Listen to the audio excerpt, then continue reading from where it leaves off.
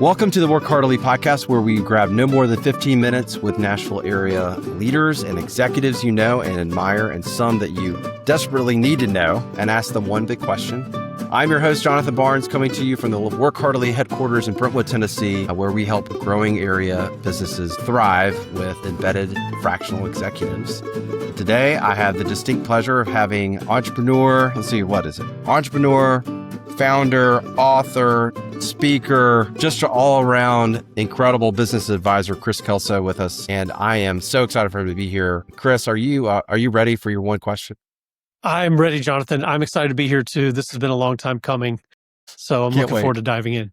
Awesome. All right, here's your one question. What advice would you tell most founders to stop following? There's one piece of advice that I've heard, I don't know how many times, and I'm sure many other founders have heard it too. And I've come to really believe that it's terrible advice. And that is fake it till you make it. I really, really do not like this advice. And there's several reasons why, one of which is just that there's some inherent deception in there that doesn't sit well with me. And I know it doesn't with you, Jonathan, but really it's about that I have studied and have written a book on imposter syndrome. And I recommend it to a lot of people. In fact, I recommended it just yesterday to somebody. Thank you. I appreciate that very much. Well, if you're wrestling with any form of self-doubt or any, concerns about whether you're ready or qualified or capable of doing what you're setting out to do, then mentally calling yourself a fake, like deciding to fake it, is not going to be helpful to you. It's not going to build your confidence. It's going to actually erode your confidence. Walking around thinking the goal is to fake it when you feel like a little bit of a fraud, not helpful at all. So I'm not a fan of that advice. And as well, when, if you're faking it, or if you think you're faking it, you're going to try to act like you don't need any help. And if you act like you don't need help, you're going to miss out on opportunities to get help. Yeah. I'm thinking about an experience I had early in my career when I was in a sales job. And I heard this in certain ways. It was, go ahead and buy the really expensive car and have the look of success, right? Yeah. And have this burden of a monthly car payment or whatever it was, expensive suit that you couldn't really afford, just so you get to the table for, sales conversations. And I was sitting there in my really cheap suit and thinking, first of all, I don't have the money, even the credit to do that. And it felt so disingenuous. And I think the vulnerability, I guess the inherent vulnerability that I had at that point, I'm trying to carry that along. So, hey, I don't really know everything. And if I knew everything, then I wouldn't be asking you for for this business relationship. Right. And it definitely sets yourself up for a lot of different issues in careers and personally. I think that's, where do you think it shows up when the fake it till you make it? Are there other ways that it shows up, other phrases that you hear? Yeah, it shows up in really overt ways like you're talking about, right? Yeah. Go buy something you can't afford. Go try to present yourself as something that you're not. Make promises that you can't deliver on. Just say yes and assume you'll be able to do it. Right. And let me be clear. I'm a big fan of dive into something and figure it out. I'm not a fan of lying and saying that you have a ton of experience you don't have, or that you're an expert in something that you're not. But I think it also shows up in, a little bit more subtle ways of just the mindset of trying to make yourself look a little more than you are, sort of trying to puff up a little bit in the room or present with somebody. And, where it really hurts us is things like when somebody says something, or they use a term that you don't know or understand, you're not familiar with. And instead of just simply asking the question, you smile and nod and, oh, yeah, of course. Yes. Right. Or, I used to have a bad habit of, if someone would say, do you know so-and-so? Have you ever met this person? And they'd name somebody, in the community, whatever. My bad habit would be like, I've probably run into them at some point. When in actuality, I'm like, this is the first time I've ever heard that name. Right. But you're afraid to say, no, I don't know that person, because what you think is going to happen is they're going to go, oh my gosh, you don't know that person? Who are you? Why are you even here? What do you do? And you call yourself in the business community, you don't know that person. You call yourself, what have you been doing all this time?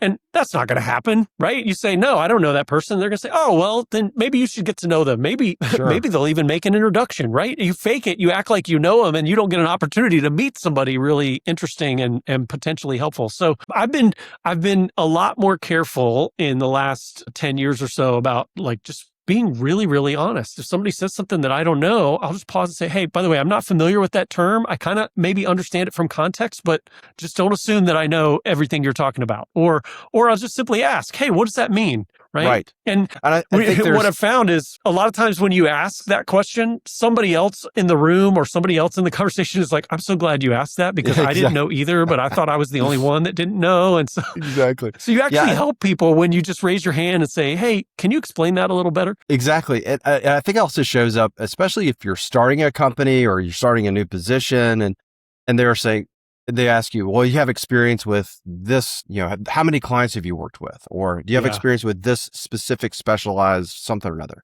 And you don't. And I think how it shows up is, oh yeah, we've worked with, a bunch of people in that field. Or you could say, and I think what I've noticed, especially starting Work Heartily, 6 years ago, and not ever doing this work before, saying like, I've never worked with that type of company before, but it sounds very similar to some other companies that I have worked with or that I know some things about.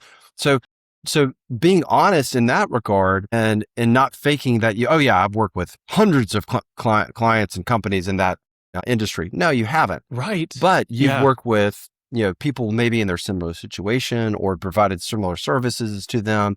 And I think founders get into that tunnel vision where they have to puff themselves up, and that it might show up like that. You don't have to.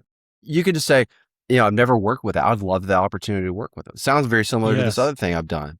And that sounds exciting or a challenge. And I'd love to learn more. And having that open-handed posture where you can come up to somebody and say, I really want to help you, whether it's, providing services or a product or something. I think there's a lot of founders out there that just need to be released to be able to relax. It's okay if you haven't done that. Yeah. You could be activated to do something new and fun as a founder or a leader. Yeah.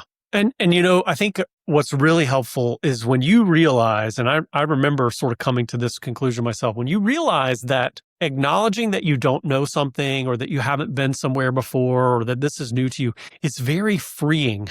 Yeah. It actually relieves a lot of pressure, because when you give into that temptation to fake it till you make it or to act like you know or whatever, well, now you've set a high bar for yourself and you sort of have to maintain that. Yeah. Right? It's like then your life becomes a Seinfeld episode where you continually it does, have to build you're constantly trying to cover for that, or you're trying to, keep up the deception, so to speak. And I know we don't think of it as a deception, but that is kind of what we're doing. We're deceiving someone, maybe even deceiving ourselves, but it puts a lot of pressure on yourself to now maintain that position or view or image of expertise. And so the moment you say, you know what, I'm not familiar with that. Or as you just said, I haven't done this before. I haven't worked with this kind of company before, but I've worked with some other things. I think it would be familiar. Well, now you're very free to ask lots of interesting questions, because if you act like you've been there before, there's certain questions you can't ask because it will expose you. There's certain things you can't say, or you can't acknowledge. I don't really know what that means. Well, hang on. I thought you said you worked in this industry before, right? So it's very freeing. And it just kind of relieves a lot of pressure when you just own it and say, this is my first time. I'm really excited. I'm very confident that I can figure it out, but I'm going to have some questions, and that's okay. I'm here to learn, right? Yeah. And I think, not only founders like with earlier startup companies or smaller companies, but even in larger companies, you might get the promotion as a leader within a larger organization. And you should be able to have the freedom to ask those questions like, hey, I haven't been in this position before, right? I've got this responsibility now. I need to ask as many of these questions as I can in this new position, a new department or new service line that you're leading or whatever you're doing, because all that does is help you as a leader get better, because you can ask the questions to understand the lay of the land. And so many folks in their careers feel like if they've made it and they've ascended to the VP level or they ascended to some sort of a level, that they shouldn't be able to ask those questions. And I think there's an opportunity through people that read your book or people that understand this concept. There's a way to say, actually, it's okay to be vulnerable here, confident, like you talk about being humble and confident together. Yes. Is an extremely hard thing to do, but I think there's ways. It doesn't just apply in a small company with a small team. It can apply to many different layers within the business community and larger companies, et cetera. Yeah. And you mentioned there a couple times you used the word questions, right? Asking questions. And I have come to really understand and believe in the power of good questions. That sometimes having the right question is more important than having the right answer, right? Asking good questions is better than just proclaiming or, spouting off, trying to be the expert on something. And so here again, when you act like you've been there before, you act like you're the expert, you act like you know it all, you really can't ask a lot of questions. You're expected to have a lot of answers, but when you just sort of set that aside and you don't worry about trying to pretend, now you're free to ask really good questions. And sometimes you can ask the questions no one else is asking because they're burdened by too much knowledge and experience, right? They're not seeing things with fresh eyes. Yeah. So it is really valuable to be able to purely ask good questions. I totally agree. I think the asking, and I've seen this in board meetings, I've seen this in team meetings, the person that asks the clarifying question or the hard question or the good question you just described. Yeah. Sometimes that they might not even know the answer to it. That's why they're asking the question. Right. Right. And they trigger there's a triggering event in a good way of a lot of other ideas that occur as a result of that question being asked. And I think that's really, I guess a bonus question. How do you get to be a really good question asker?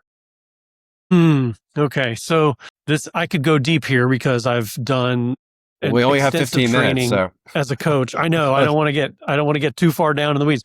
Yeah. So I've done some training as a coach. In fact, I'm now on faculty at a coaching school where I teach leadership coaching. And a lot of that is about asking good questions. But what I've learned and along that way and in the training, it's really about practice. Yeah. Like you ask good questions by practicing asking questions and then revisiting those questions and ask, what would have been a better question?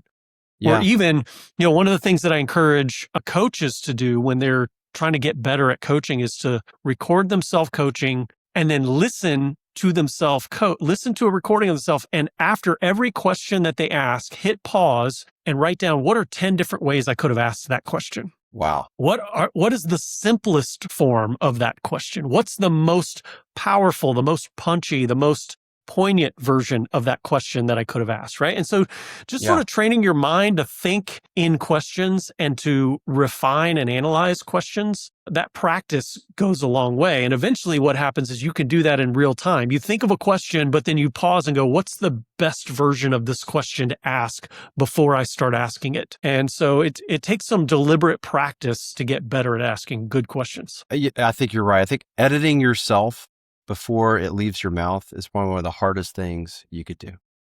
Yeah. And my wife is a consummate editor. She's really, really good at clarifying. And so I get a lot of feedback from her, but I think there's a great way if you can hone your questions and think through it. I think that's great. And now with the advent of AI note takers and whatnot, they can be quite verbose. Yeah. But if you can come to those notes, maybe during a team meeting that you've all recorded a Zoom meeting or a Zoom call, and say, well, hey, Mr. AI, help me think through my interaction in that meeting and get me better at this as a leader or as a founder. I think those are ways that you can practically start implementing some of those things. I know we talked about the bonus question, so thanks for going a little bit deeper with me. Sure thing, man. I'm so glad you're here. Thank you all so much for listening to our conversation. We can go for hours. We're not going to, we promise. We really could. Thank you so much for being with us. If you like this episode, please like, share, subscribe, all those kind of things. If you want to know more about Kris Kelso, please go to kriskelso.com. If you want to know more about Work Heartily, go to workheartily.com. and learn how we help businesses thrive through fractional embedded executives. Thanks so much for taking some time with us today, and we will see you next time.